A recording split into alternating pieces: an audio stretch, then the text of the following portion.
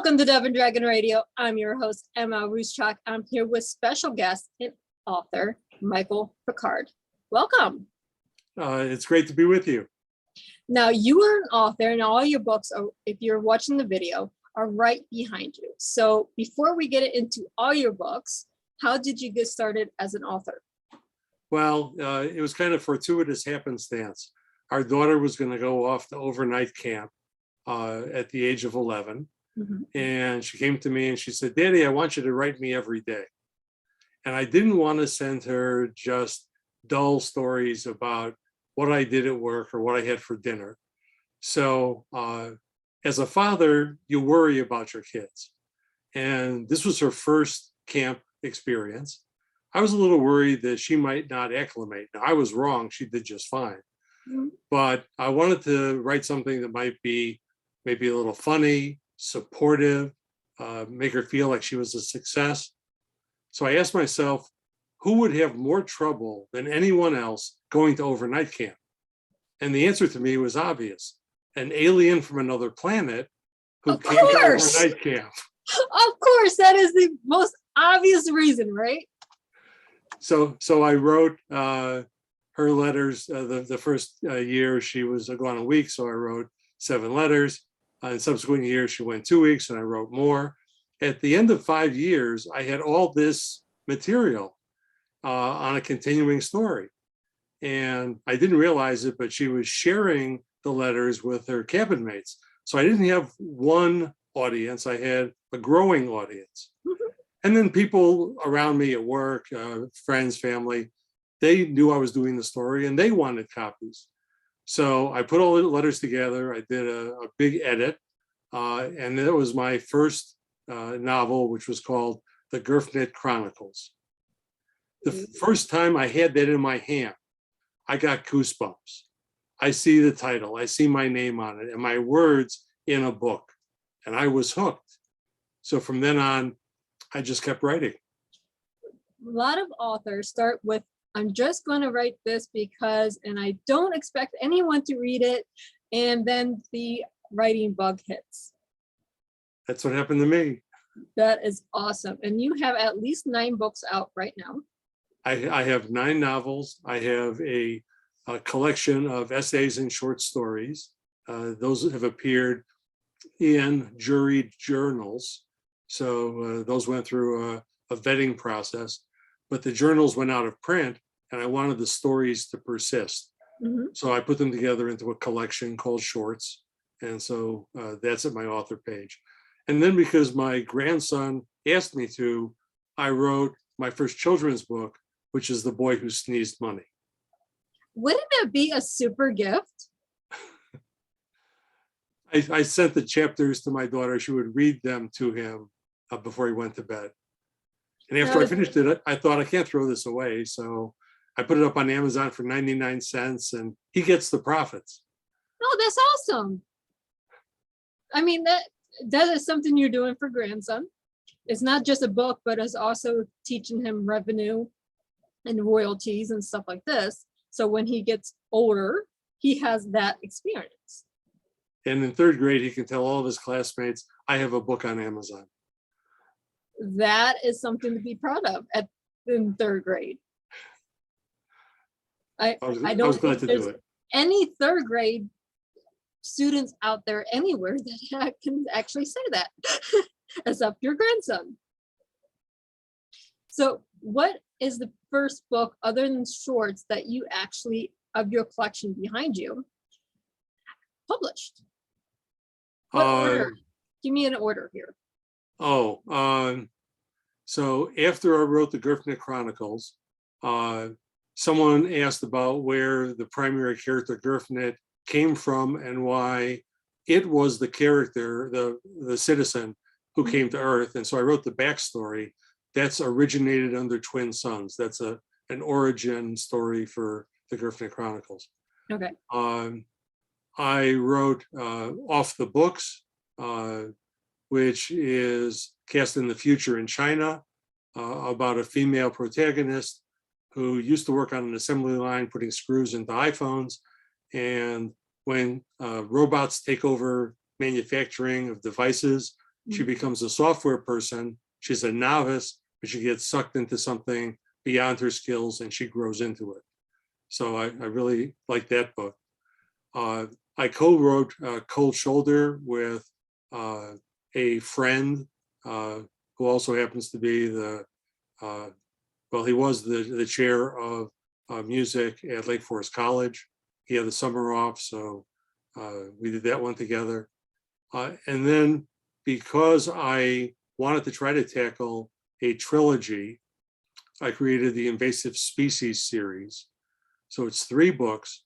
I'm proud of that because each book has a complete story, but the overall story arc from beginning to end really holds together. So that was a Awesome. big accomplishment. When you set out to do trilogies or anthologies, more than 3 books, or doing something like that, it's always hard to keep the thread going between all the books. Yeah, I'm changing genres. All the books that are up on my author page now are all science fiction or speculative fiction. I'm working on a trilogy of mystery novels at the moment, and they're all in different stages of completion. But because I have all of them at hand, if I'm thinking about book 3 or editing book 2, and I need something for foreshadowing in book 1, I have the opportunity to change it before it goes live. That is awesome way to do this. Now you do want to give a little bit of space between them, but at the same time, it's awesome that you're foreseeing enough that you don't want to send them off to the publisher until you have the story done. Yeah, and there will be a natural time lag because in order to keep high quality, for me, it's kind of a shame if someone writes a book, kind of does an edit on it, no one else has seen it, they slap a cover on it and they put it on Amazon. I feel an obligation to my readers to have something that's quality, that hangs together, that doesn't have any kind of mistakes. And so I put my books through 4 different critique groups and beta readers before I will release it. That is an awesome way to do it. More authors, doesn't matter if you're indie author or a published author through the publisher. That is what you should be doing. Even if the publisher you go with says, hey, I'm going to put this through our critique or our editors or our in-house people, you want to do your own. Absolutely. That's so important. Yeah. I have the philosophy that feedback is a gift. And even if someone gives you really, really hurtful feedback and it's about you and not the book, you can still find a kernel of something useful in their ranting that you can use to make the book better. Exactly. Or you can use their rant in a future book for something else. As source material, certainly.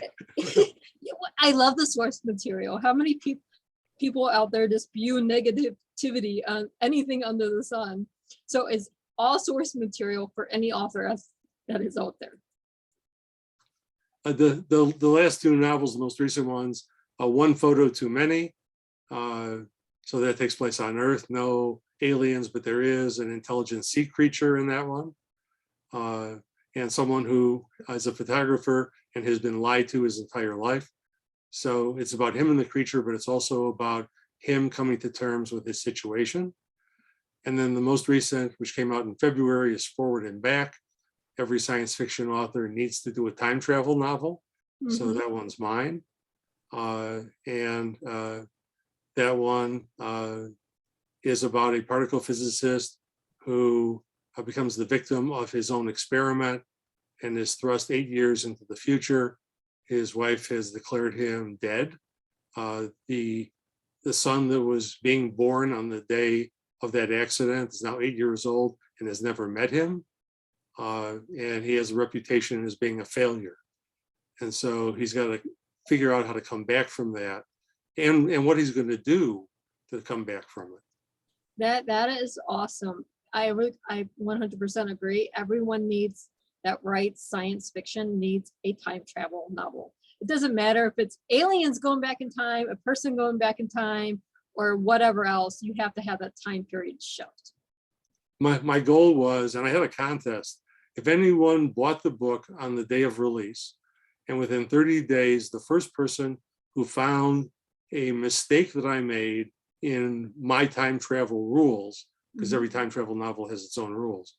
But if I violated my rules, the first person to identify that mistake, I would pay for their book. And 30 days passed, and I got a couple of emails that said, here's a mistake, here's a mistake. And I said, well, these are things that could be tweaked in the book to be better, but they're not violations of my time travel rules. So I wanted the book to really hang together. A lot of them fall apart. You find something obvious where the protagonist is doing something, but the author has set it up so that that's not possible.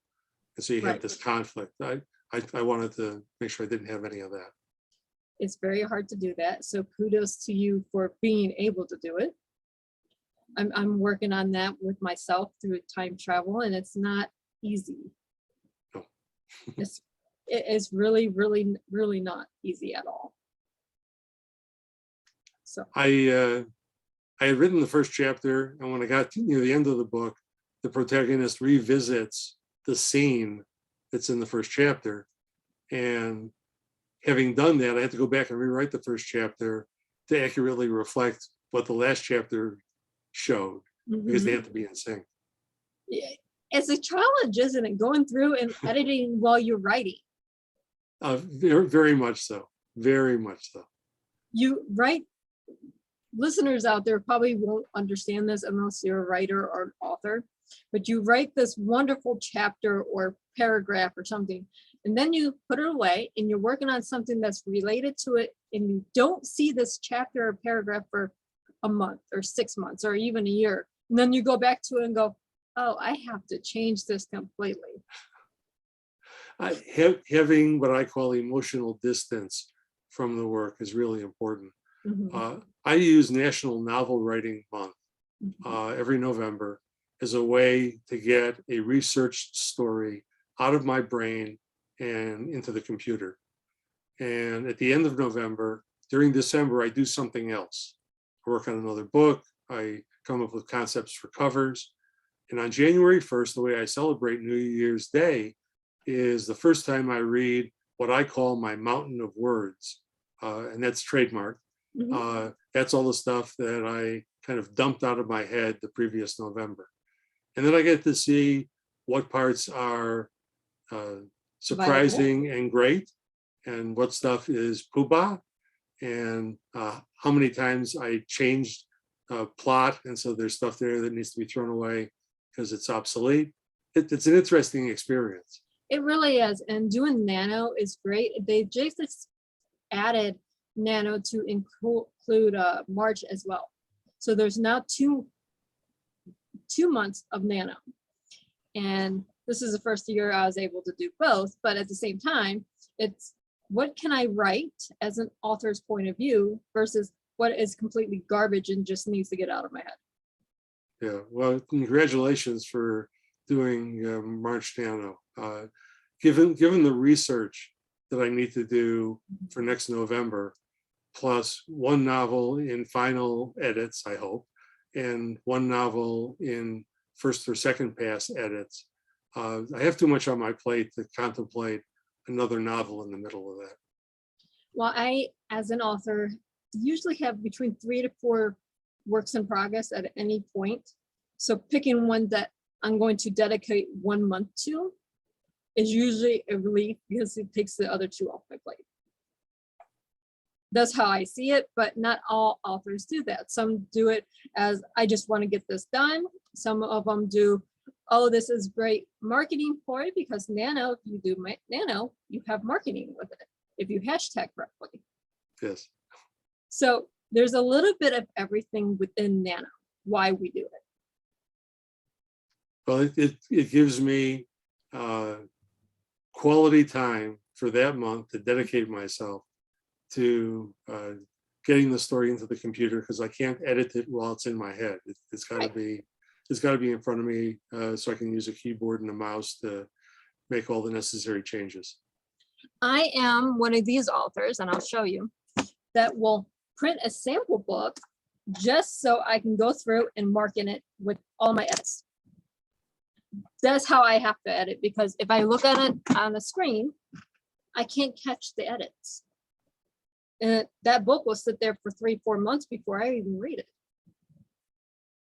I do one other thing besides the critique groups, so that there's lots of different eyes on it. I think Forward and Back probably had 15 to 20 people in terms of critique groups and beta readers who gave me feedback, which I think is a broader perspective than if I hire one editor. But I also have the computer read the story to me. And if I'm diligent about it, I close my eyes and just hear the words. And hearing your work gives you a new perspective on how it's going to sound when someone who's not you is reading it, and they're not putting missing words in, and they're not thinking that something that sounds like it came from a textbook is someone's natural dialogue. It makes a big difference. It really does. And you can, depending on your computer, and if you have the program to do it, you can have a natural sounding person voice reading your work versus a computer voice. Although hearing a computer voice in contrast to an actual person reading it gives you a different point of view of how it's wrote. I use either a UK male or Australian male voice. So it's just different enough that I have to listen hard. There you go. What we want different, but we don't want so different that we have to actually strain to understand what the computer's saying. Yeah. I get it. Trust me, I get it. So I know you have the mystery books coming out. When do you expect to release those? That's the downside to using critique groups, because they will only accommodate a certain number of pages or a certain number of words in each of their sessions. So I'm critiquing other people's work, they're critiquing mine, which is fair.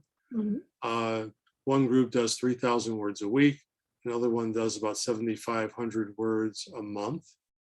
So if I was all done with the first mystery book, which I'm not quite done, but if I was done, it could take another 12 months for the second group to see it. One group has already seen the entire book, but this other group was seeing the end of Forward and Back, so they're now playing catch up.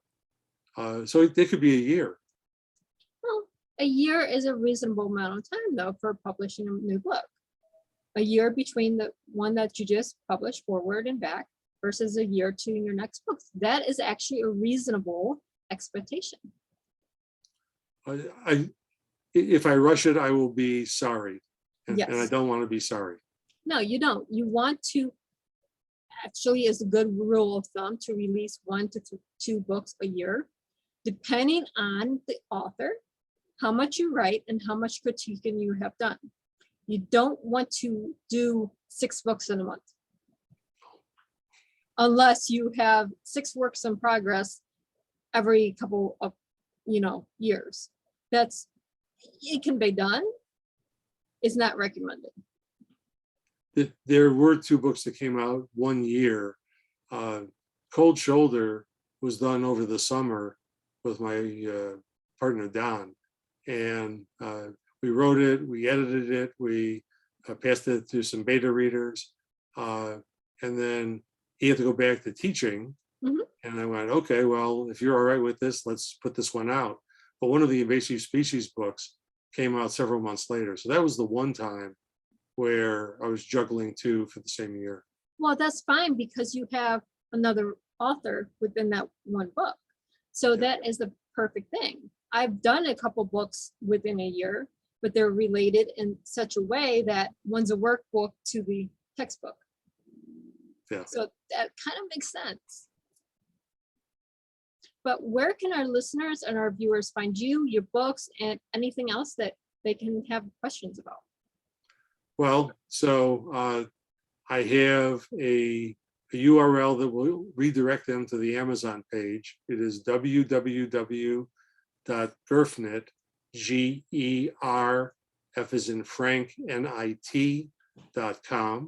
So that'll get them to my author page. I love getting emails, whether people buy the books or not. So they can reach me at author@gerfnit.com. I have Instagram and Twitter at GerfNitAuthor.